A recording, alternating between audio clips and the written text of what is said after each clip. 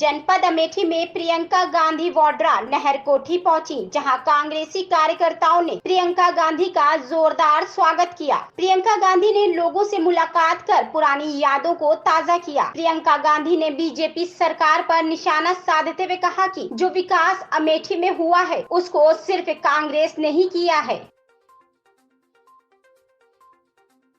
आपको बोलेंगे भगवान के नाम वचन दो कि आप हमें वोट देंगे, आप वोट दे देंगी, काम करने की जरूरत ही नहीं है। तो आपने जब इस राजनीति को उभरने दिया तो जनता के प्रति जवाबदेही खत्म कर दी है। लगभग 10 सालों में प्रधानमंत्री जी तक के व्यक्ति जो इस देश का सबसे बड़ा पद संभाले, घर है तो ये कांग्रेस वाले एक घर ले लेंगे, और अगर 2 भैंस है तो एक भैंस चोरी करके कांग्रेस वाले ले जाएंगे। ये बातें हमारे प्रधानमंत्री कर रहे हैं। अब हम लोग, तुमसे छोटी थी मैं, जब मेरे पिताजी ने मुझे भेजा यहाँ प्रचार करने के लिए, तो मैंने पिताजी से पूछा कि मैं क्या कहूँ मैं जनता को, तो उन्होंने किसी भैंस की बात नहीं की। उन्होंने कहा जनता को ये सुनाओ कि हमने क्या काम किए हैं और समझाओ कि अगर हमें वोट मिलेगा तो हम और भी काम करके दिखाएंगे।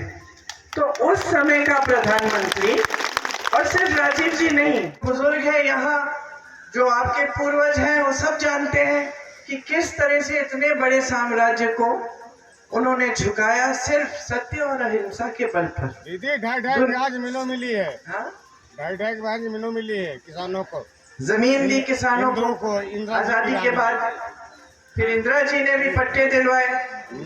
तो ये सब काम थे जो मिलजुल कर हुए जब जनता और नेता एक साथ काम करते थे। मतलब नेता का इतना घमंड अहंकार नहीं होता था कि जनता के प्रति कोई जवाबदेही नहीं है।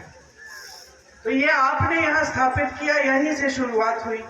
और बड़े बड़े आंदोलन जो देश में हुए 100 साल पहले तक के, किसानों ने जो आंदोलन किए वो भी यहीं से शुरू हुए। सफेद क्यों है? मैंने तो कभी देखी नहीं थी ऐसी। तो हम कहने लगे कि इसमें नमक बहुत होती है, ये उपजाऊ जमीन नहीं है, इसमें कुछ उगता नहीं है। वो तब की स्थिति थी। और आज जहां जहां जाएं आपको अमेठी में हरियाली दिखती है। तो जो नौजवान हैं उनको ये बात मालूम नहीं है कि यहाँ ऊसर सुधार की कितनी बड़ी योजना मेरे पिताजी लाए थे। बहुत बड़ी लाए थे। 2 योजनाएं लाए थे, उसदार एक ऊसर सुधार के लिए और एक सिंचाई के लिए।